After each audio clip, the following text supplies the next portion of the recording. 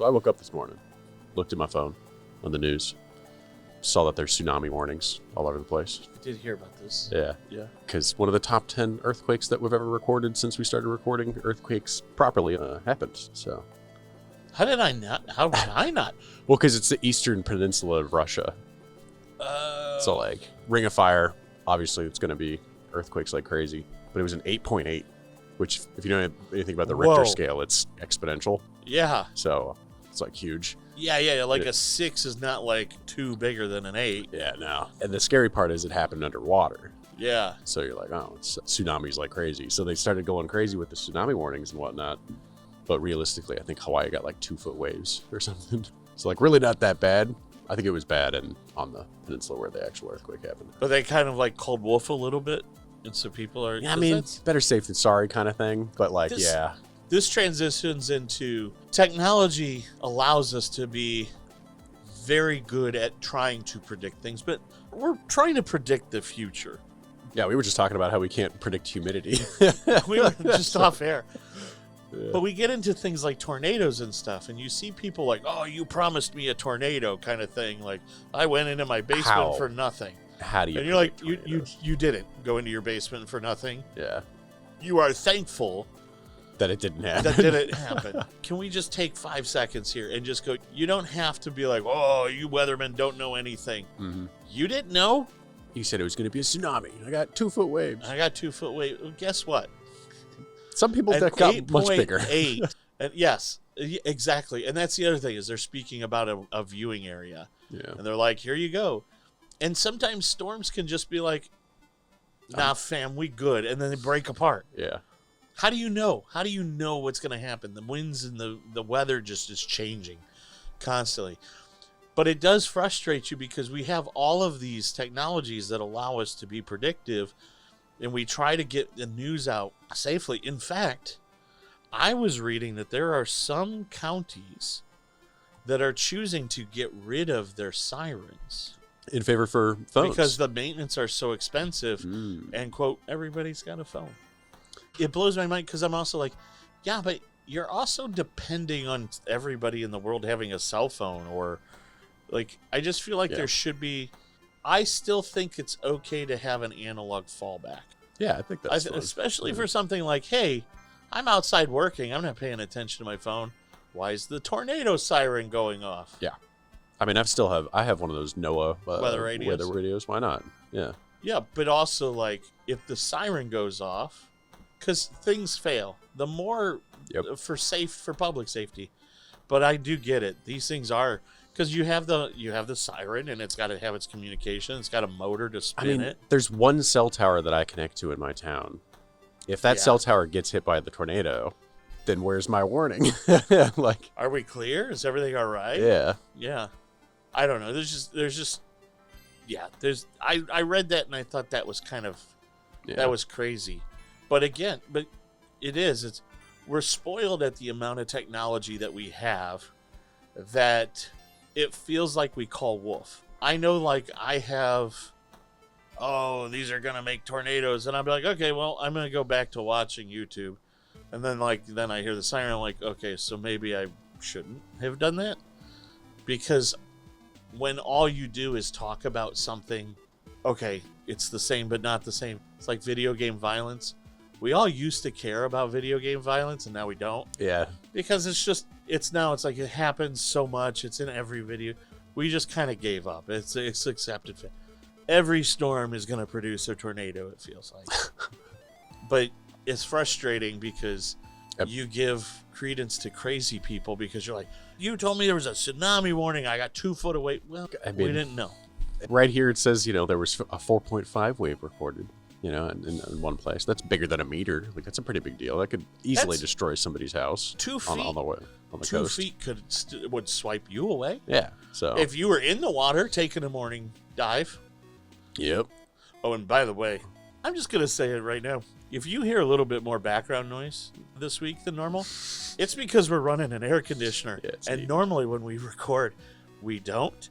But if you're one of our clients and you live or work in Ohio, I feel like I've already gotten your permission, your acceptance, because holy smokes, Thank you, August. Thank you, July.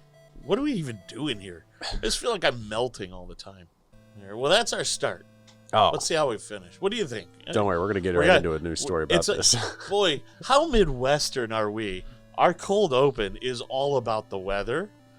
Because you have it. Yeah, that's true. You're talking about tornadoes. You're talking about... It's not a bad stigma. You're talking about tsunamis. And then, of course, the real threat is this dang heat.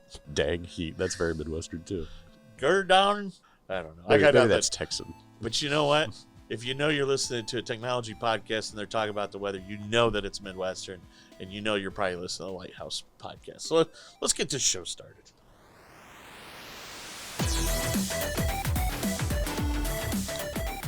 All right, we'll try to do this with 13% less weather. Again, we're Midwestern.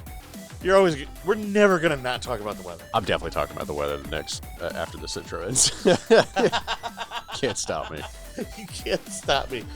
That voice you hear is Griffin, who joins me pretty much as always. I'm Matt, your other host. Let's get things started. This is Lighthouse IT Solutions Podcast. We got lots to talk about. I'm pretty excited.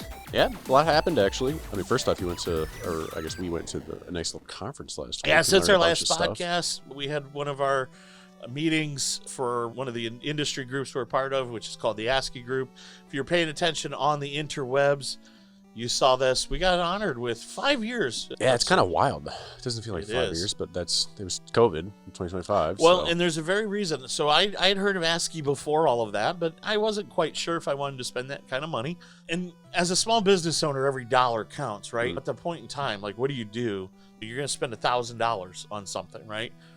For a year. You don't know, especially... Well, we were probably 4 or 5 people by then. We haven't grown too much, but we're up to 7 now. Still probably 4 or 5 of us. But what had me nervous is that, and this is why I love, if you're a small business owner, you're probably already doing this. But if you're not, or you're thinking about it, or you're getting started, or you're looking at converting a hobby into a career, listen, groups are important, especially groups of like-minded people. So for us, we're IT people. As much as my family, and I have a very tech-heavy family. Yeah, I was going to say. But none of them are tech business owners, right? Yeah. So there's some things that we can talk about, but there's other things you just can't. And when you're in a group, like we are with the ASCII group, it allows me to learn more about my business. It keeps me plugged into this industry, keeps me plugged into what my peers are doing. The other thing is it expands our reach. As a result of the ASCII group, and the partnerships and the friendships that we've forged over the past 5 years, I'm excited to say we can tout a national presence because of the support of this organization. And these conferences that we have the opportunity to go to allow us the ability to just get FaceTime with some of these amazing people that you meet and learn and talk about. And my big plug is why 5 years. Why did I finally break down and do it in 2020? I needed help, man. If you think about everything that was happening in 2020, I was scared because that was one of the first times as a business owner. And that's incredible to think about. Start the business in 2011, right?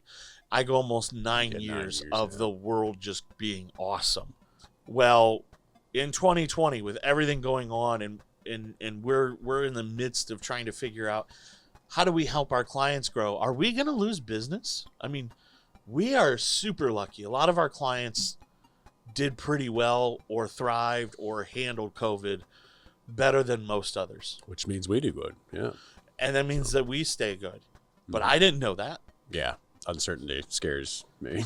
And so things like the ASCII, when we joined the ASCII group, it was a great way for each other to build each other up, edify each other, keep each other accountable, but also keep each other confident. Yeah. Like, we go through this. Just here's what you do. You just keep going. You keep going. Gain perspective. And you talk things through. And so that's why I joined. I was scared, and I needed to be able to be in a room full of people who understood what it's like to run and operate an IT business. And that was my selfish goal. And I still sit here feeling selfish that we don't contribute enough back to them. But it's a fantastic organization for what we do.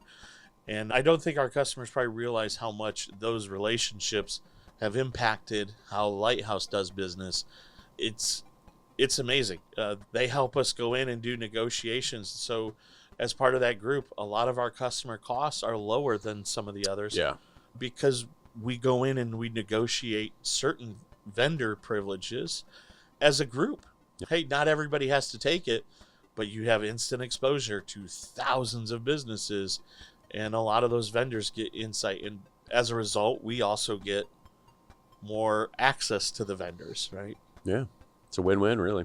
Yeah, it was cool. And at first, I was like, I don't know that I really care to be honored. At the end of the day, it just means I paid dues for 5 years straight. But I thought it was important to recognize it because, one, we are dedicated to them, and two, them wanting to honor us was a way for, I think, for me to also bring up that, hey, we're honored to be a part of that group. Yeah. People, friendships. I mean, you actually got to join me this time around, and it was like, you're technically, you're in a room full of all of your competitors, technically. Technically, yeah. It is an interesting thing, but a lot of those... Did you feel that way at all? Yeah, no, like it doesn't feel that way at all. We all had fun. We were all talking about stuff. We were all stressing out about the same things. And it's like, that's kind of the local one, because this is a group that's... It's a local one. This was a Columbus event specifically, so those are definitely the people that you're 100%, yeah. Yeah. Some of the people that would absolutely be considered competitors. But as a result, you take away some of that competition, you realize most businesses, more than one can exist. Whatever your specialty is. Healthy competition, yeah. Exactly. But whatever your focus is, that's your focus. Yeah. Might not be the same as somebody else who, even though they do the same thing, probably not in the same industry, probably not the same type of business size or whatever. We're an IT company, and you can, on paper, compare us to a lot of other organizations. It's when you say, well, what's our strategy? What's our best client? Service offerings. All of us have a connection, and there's so many different personalities that exist. Yeah. There's room for all of us, right? So these groups are generally, they're just fantastic. And then the idea is that you get these, hey, if we overwork ourselves, I know I can trust you. Yeah. Good referral. And we can refer work back and forth. It's something I look forward to. It's exhausting. You came down for 1 day. I went down for a little over 2. I was just burned out, exhausted. It's so much people. Doing that for 2 days would be a lot. So many meetings. You're meeting with vendors. Presentation every 40 minutes, basically. Yeah. They're 12-hour days for sure, at the very least. And then generally speaking, there are like mixer events and stuff. There's community events afterwards. It was great. 5 years with that group. Love them. Love everybody that's been involved. And to this day, they're a great staple towards my sanity. So appreciate them. And was great to be recognized that, hey, it was 5 years that we did that. And it was a decision well worth the making. All right, but for real, earthquakes.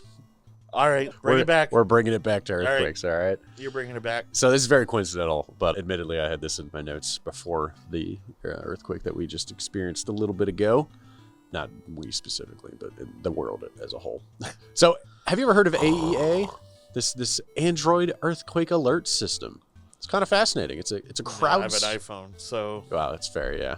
But it does kind of pave the way for, like, is this something that we should be doing for more or whatever? It uses the accelerometer in your phone and provides data to a bigger network. So it's a crowdsourced alert system. And it's fascinating because this has been in use since 2020, somewhat internationally. And its false positive rate is extremely low. They've detected over 1,200 events, and only 3 were false positives. Really? Quite good. And that's simply just, there's no user input. It is simply your phone's on a desk and it detects movement. It'll check with everybody else's phones basically in this network. Yeah, because like right now I'm bouncing my leg. Of course, my phone would be like, oh my God, this guy's going to die. But it's probably recording and it goes, yeah, nobody else in that area is recording, bouncing. Exactly. And these accelerometers are used for step counts and things like that too. So they're constantly running.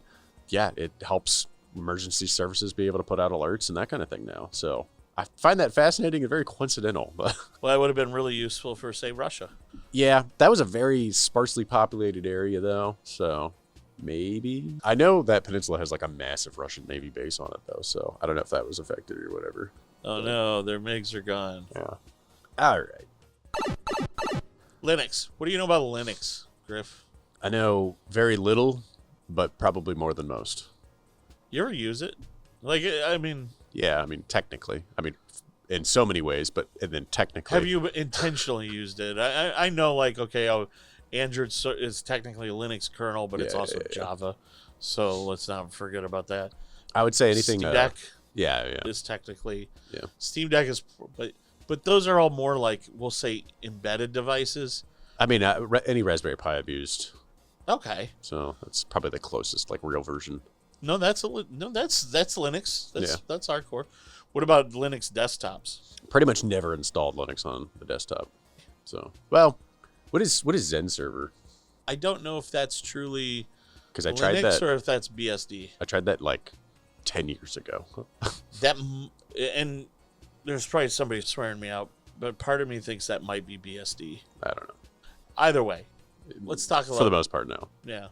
Something kind of cool, something kind of exciting is that Linux is actually gaining traction in the desktop market share. I want to say Linux, though, is so rare. Okay, you said I wanted to iterate again.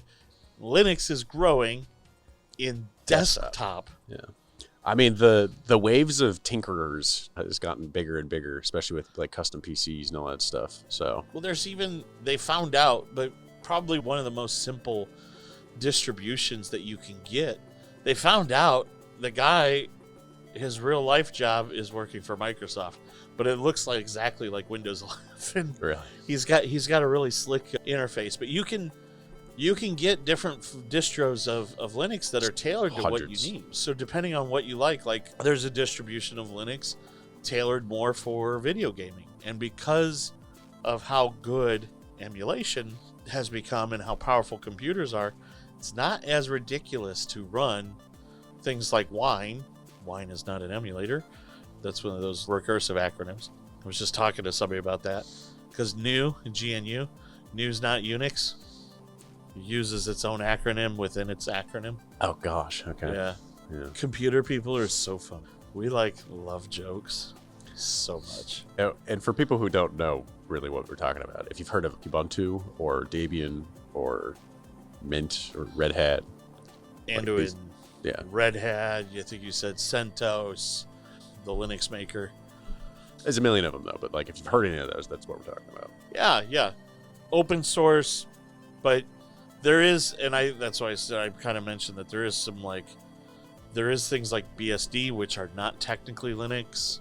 You might wrongly categorize them in there because there tend to be open source Unix alternatives, but things like BSD are more Unixy than Linux is. Regardless, desktop market share 5%, which is up from well below 4% for years. Yeah.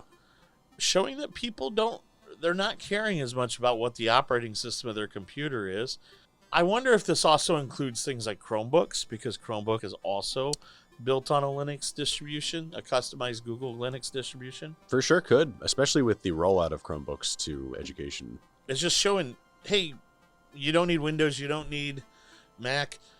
Linux tends to be free. And so when I was in high school, trying to install Linux was actually pretty much the most unfriendly, terrible thing.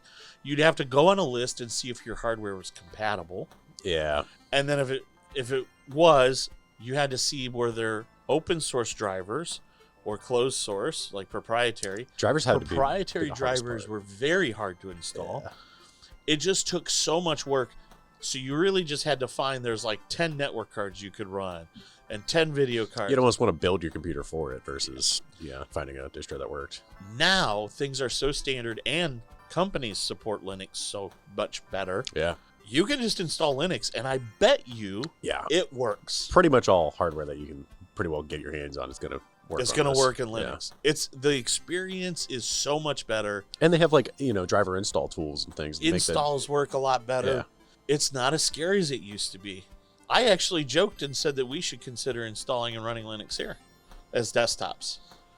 Like half joking, half not joking. Because some of the utilities, especially for the networking guys, it's one of the reasons I enjoyed my Mac is because it was very much an easy to use It's not truly Linux. Stop, I everybody. know that split But happened the a long time but ago. the terminal was Bash compatible. It was POSIX compatible, so you could run the terminal, and a lot of Linux or Unix networking utilities ran just fine on Mac, and they are great for troubleshooting. The networking tools are amazing. Yeah.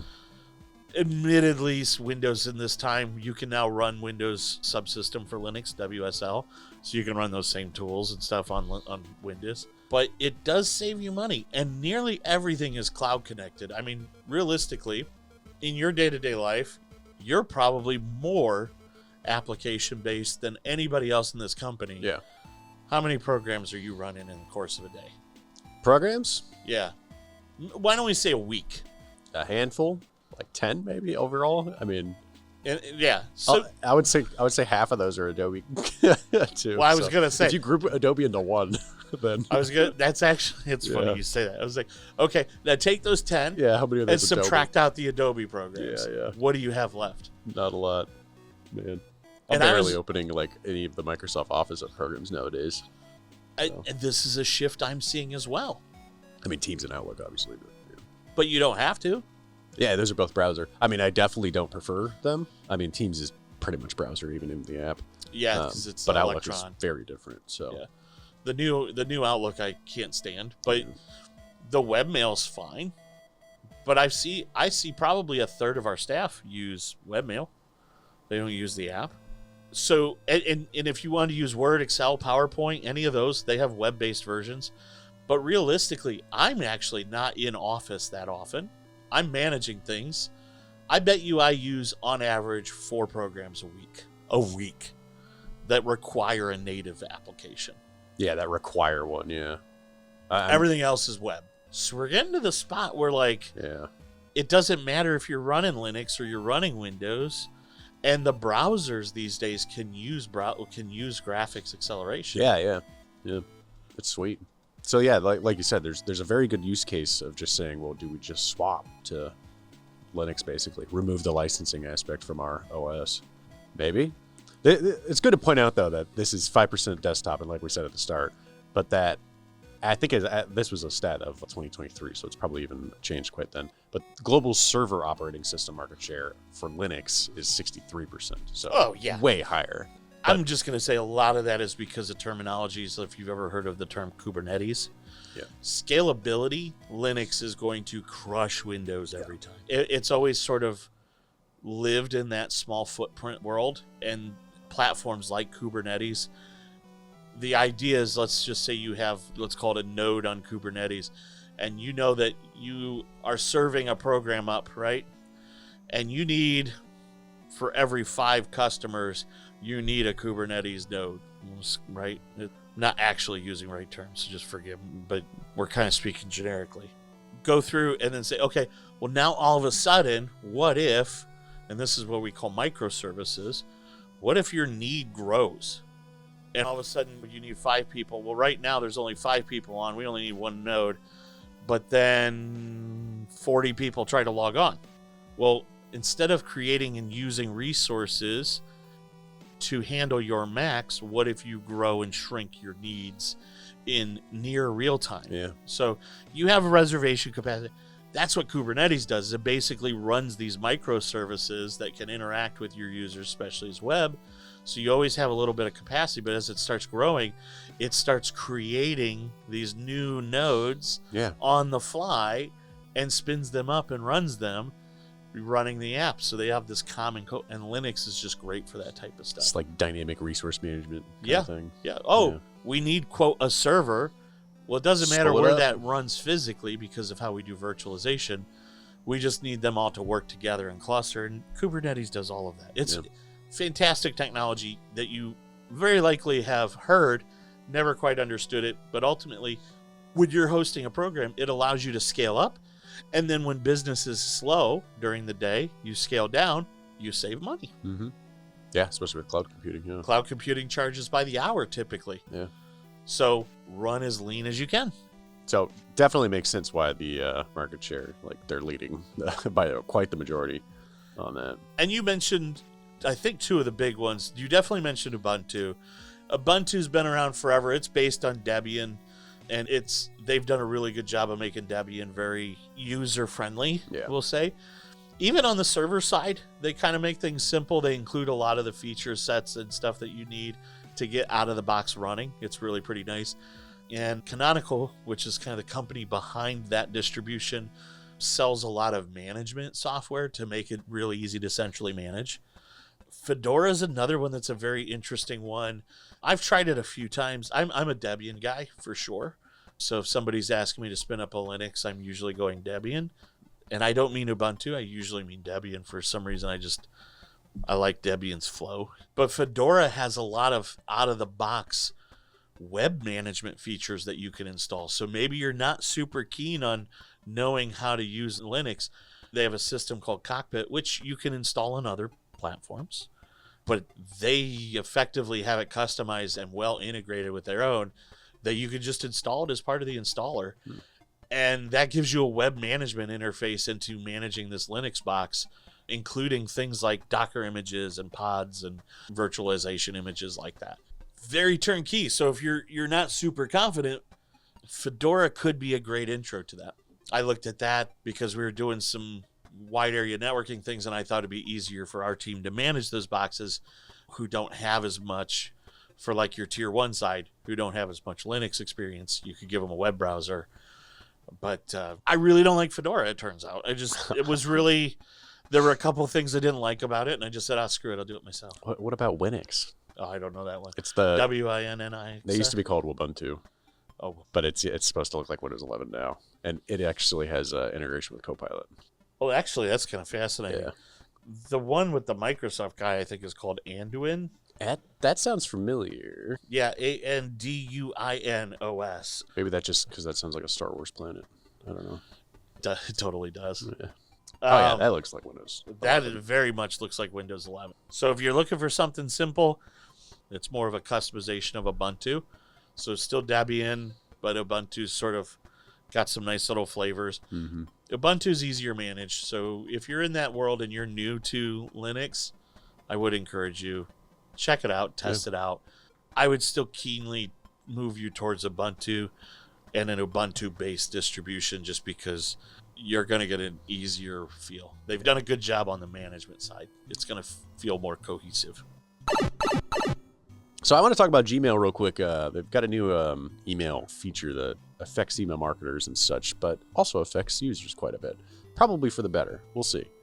So Gmail has released a managed subscriptions feature. Hallelujah!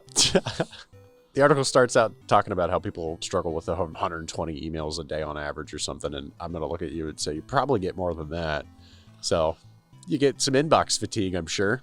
Especially if you're gone. I don't check my personal email very often because it's so spam. This managed subscriptions tool allows users to easily view and unsubscribe from email subscriptions, pretty much with just a button click. Well, they've kind of had the thing where you could, if you hovered over, I think you could request an unsubscribe. Yeah. So they've been kind of leading towards this for a while. This is just taking that individual button and moving it to a central place and tracking it. Yeah. Which I think is creepy, but cool. And it fits in line with Gmail's priority and promotions. Do you use that mode? I turned that feature off. It was so distracting, and honestly, it didn't work great for me. Yeah. Maybe now it works better. Hey, maybe I turned. Message us in the comments below. Yeah, and Apple really started using that too on their mail app. Oh, really? If you've noticed that. It does the promotions and social and things like that. It tries to break it up a little bit. Huh. So now we have this ability to really quickly manage subscriptions based on whatever's happening instead of having to go to individual emails or figure out, this sender is also these 3 types of emails I'm getting different newsletters from or something like that. It's very centralized, so it's kind of cool. This is all AI powered because it's reading the, terms and conditions, basically, whatever you call that, at the bottom of the email footer. And it's kind of cool because it does actually sort of help email marketers. People are afraid of unsubscribes, but realistically, if you're getting unsubscribes, then you're having a more targeted list towards people who are interacting with your emails. Yeah. It has some pros and cons, and some people are for it and against it. But realistically, I think it's a good thing that this is happening, both for users and email marketers together. And let's be real. Chances are, if I'm not engaging with your email and you're not helping the email list. I didn't sign up for your email. That's fair too. Yeah. So I think this is a positive all around. The ones that I signed up for to some extent I engage with. Like to this day, I love Woot. I do. Yeah, I had to stop getting Woot emails. Was it getting expensive? Well, it's just do you have let's just say, I don't know, a 50-inch TV just sitting out there and still hasn't gotten out of the box? That makes sense. That was a Woot deal. Yeah. I need to get it powered on because I'm curious. I think there is a warranty on it, and I should probably make sure it works. And there's a pretty big hole in the box from shipping. So yeah. Why don't we talk about this? Microsoft Edge kind of going through a little bit of a identity change. Yep. I mean, AI browsers seem to be a buzzword. But remember we were talking about that one, and now I can't even remember. So Perplexity's been trying to do it. Yes. OpenAI's been trying to do it. Largely, I think those are the two biggest players. I mean, there's obviously Chrome and Edge who have been working towards things like that and releasing features. But this is probably the biggest change with Edge. They are releasing this Copilot mode, which is just, it's an AI-powered browser in a way. And that's a very general, broad term. But so is AI. Like, it's kind of all generalized. But this is really to help people with productivity or browsing habits and things like that. Like, it's just supposed to make it so it's easier to browse the web using this browser. It's Copilot enabled, so you're doing all that stuff. This also introduces an interesting thought on to, like, how does Google search play into this or Bing search play into this? Is this going to be pulling a lot away from people's searches as they interact with it more? Because that's been happening with, like, ChatGPT forever now. Which that would hurt Bing less. Yeah. To some degree. Oh, man, I got a story after this one to talk about, too. So, yeah, it is definitely a concern in terms of privacy and whatnot, because how much is this tracking? That's actually the Perplexity mindset. Perplexity wanted to create a browser for advertising, like largely so that it could target you like very well and give you exactly what you want in terms of ads and whatnot, which honestly has some pros. We've talked about this before on how that functions, but like, where's the privacy aspects of that? Is that just out the window, that kind of thing? And like, on the one hand, you're not going to get ads for stuff and stuff for kindergartens. Like, it's going to be like 50-inch cool Samsung stuff. TVs. Yeah. Heck yeah. So talking about Edge is interesting here because we have somebody a researcher who did a little test on the newest versions of ChatGPT to see where it's pulling its information from. I think publicly they've kind of said, like, we do this, and this, and it's web-wide. It goes everywhere to figure out whatever. Oh, no. Yeah, this researcher conducted a test and found that ChatGPT pretty much solely relies on Google's search engine result page snippets, the snippets specifically, to provide all of its answers. So what they did is they published a page on a site without submitting it to any search engines, so they did no index. Initially, ChatGPT was unable to locate the page. No index. Kind of makes sense. Fine there. And it had not been indexed by Bing either. It was fully no indexed. But in contrast, Gemini found it. So I found that funny. Yeah, okay. Yeah. And after indexing the page through Google Search Console, Google showed the page as indexed, but ChatGPT still couldn't actually find it, even though it appeared on the page through search results using the site colon command. And then after a while, I guess, as it propagated, ChatGPT was able to find it, but gave an incomplete answer on how the information was found. And then after Bing indexed the page, ChatGPT still continued to use the incorrect information from the Google search engine results snippets rather than Bing. So kind of a lot there, but in short, it is suggesting that ChatGPT solely relies on Google search engine results snippets and pretty much nothing else. Interesting. Is that different than just Googling and only using the AI snippets that are featured on the Google results page? I almost now don't want to use ChatGPT for researching and solely using like Gemini and stuff for relevant recent events and things like that. I'm a big Claude guy, but I don't know where that's getting from. Yeah, we didn't get information about Claude on how it functioned here. But it's kind of interesting that it seems ChatGPT's like taking a step back in terms of progress. I like that it respected the no index and things like that in a way, but it still didn't even go to the page. It just used the snippets and stuff. Like, It's just, is it regressing? Don't know. So AI is just basically me. Like, it's seriously, I could have done a better job, and I understand that's a lot of some AI stuff, but like, geez, man, that's pretty lame. The next feature that ChatGPT is doing, though, we're talking about it not doing very well, but it is releasing a kind of interesting feature called study mode. And it's designed to help you learn by not giving you the answers right away, kind of thing. Okay. Rather, as you learn, it'll stop and ask questions to make sure that you understand. Yeah. So it is actually kind of a cool thing, and I hope that more LLMs are going to start doing this one way or the other, because this only really exists in the chat window of OpenAI's website instead of integrations and such. But Claude has always kind of sort of explained itself really well. You're just a Claude fanboy over here. Explain to me why I shouldn't be. It does programming and development stuff and text pieces very well. It organized. For me, it's still probably one of the best. You are all entitled to your favorite. And listen, here's the deal. When you do research with AI models, you find the one that works the way you do. Claude's supposed to be best at coding, so Claude is very good at coding, and a lot of the things that I do are tech-based and scripted. It just generally revolves around. And I've been using a lot of Gemini. Its reasoning model works really well too. Yeah. Have you? We talked, I think, on the last episode about just how good the video on the Gemini one VO. is. Yeah. Yeah, VO3 or something like that. I still have to use that. I still have to look into it. So this study mode, it basically has been developed with the input of educators and people who are professors and things like that to help create some sort of mode that will help students learn, even if they're using AI solely for trying to get around learning, basically. So it's a fascinating little mimicry of a personal tutor. So I think it'll be kind of sweet. I haven't used it yet. It is releasing now, so should be kind of fun, but we'll see what happens with it. It's how innovation tends to work. Somebody has a great idea, and then somebody goes, I'll make it better. Yep. I'm sure Apple AI will release with that. I'm sure it won't. We'll see. I don't have much confidence in Apple AI. Yeah. I think they're going to give up and buy something else. Let's talk corpus I can't. Easy for you to say.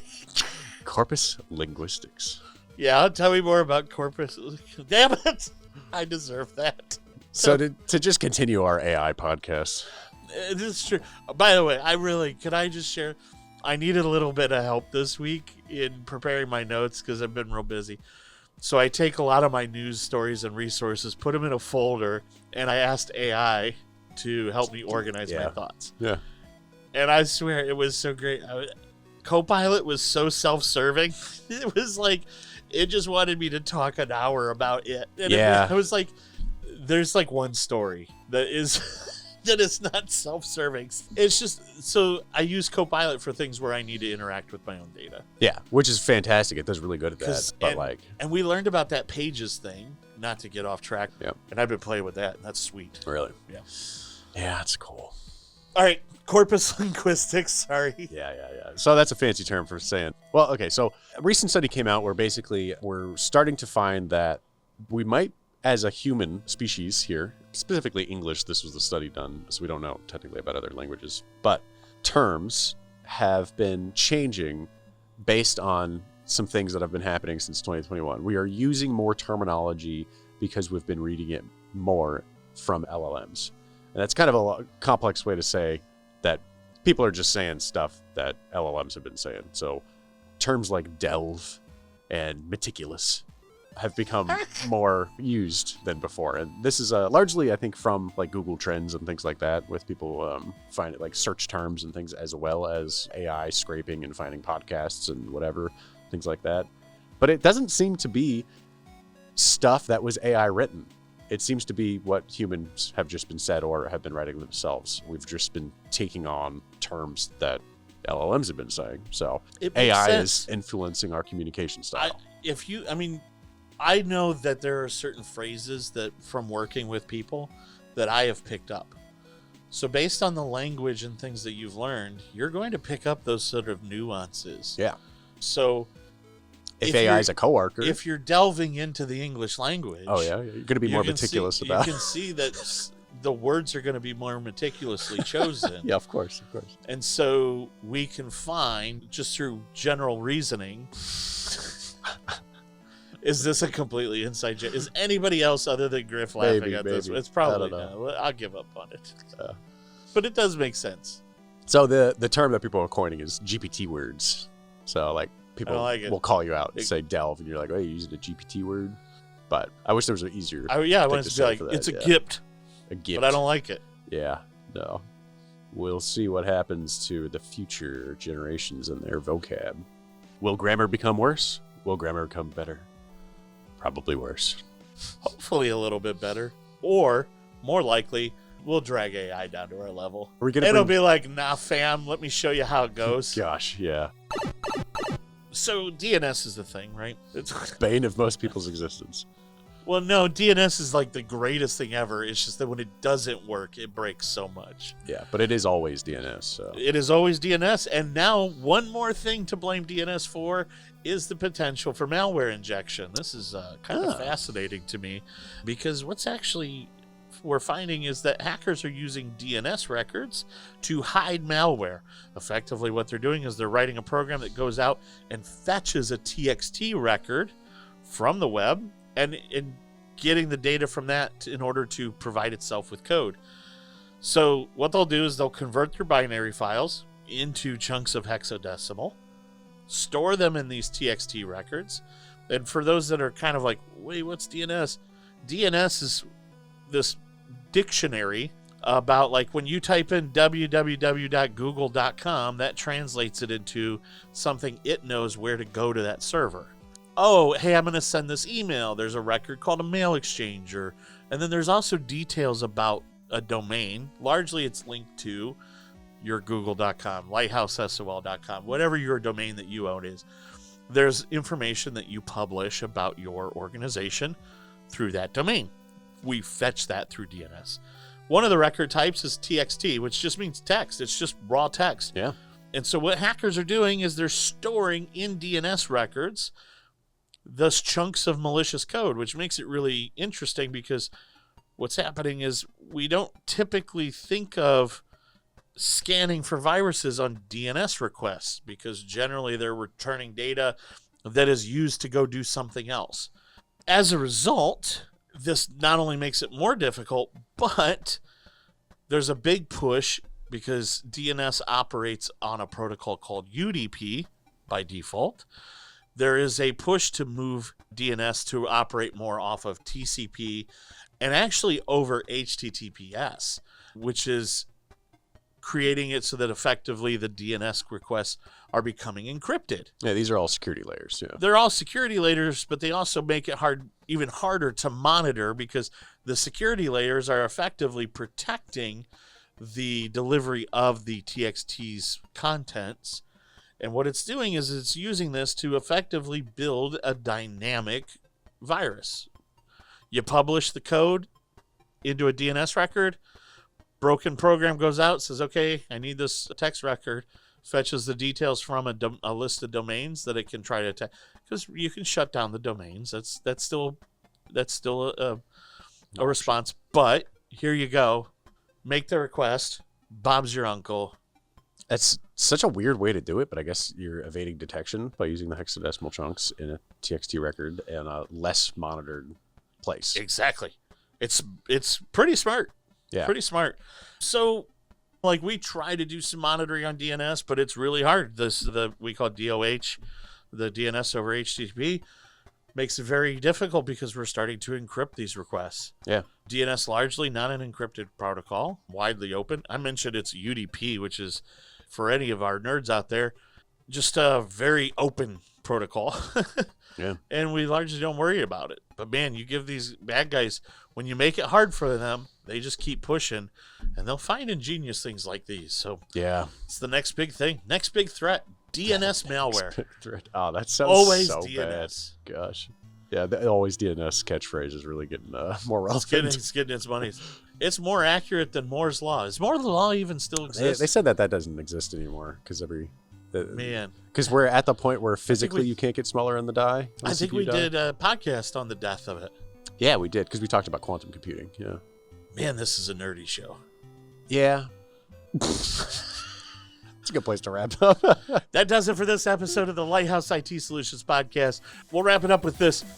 Make sure you're keeping up on all of our socials. Griff and his team do an amazing job of keeping news up to date. In fact, sometimes they sneak in things I didn't even know. On top of that, let's take a look at the hub, hub.lighthousesol.com. You can find blog articles, news resources, all kinds of stuff, especially if you're a client. You could sign right in, get training, all kinds of sweet stuff. It's right there for you. It's free. And then it also points you to our Lighthouse Labs, which maybe you're not sure about the Lighthouse Hub yet. I don't know why, but you can go on to YouTube. You can get not just the podcast there, but Lighthouse Labs, and check out some videos of some of the solutions and things that we've been playing around with. Labs is a great opportunity for me to share not only solutions that we have, but solutions that we're testing. And yeah, show notes. Those are on the hub. You know this by now. Oh, listen, I'm sweating. My coffee's cold and my Red Bull's hot, and the world makes no sense to me. So here's what I need you to do. I need you to stay cool, stay sane, have fun. We'll catch you on the next episode of the Lighthouse IT Solutions Podcast. Peace.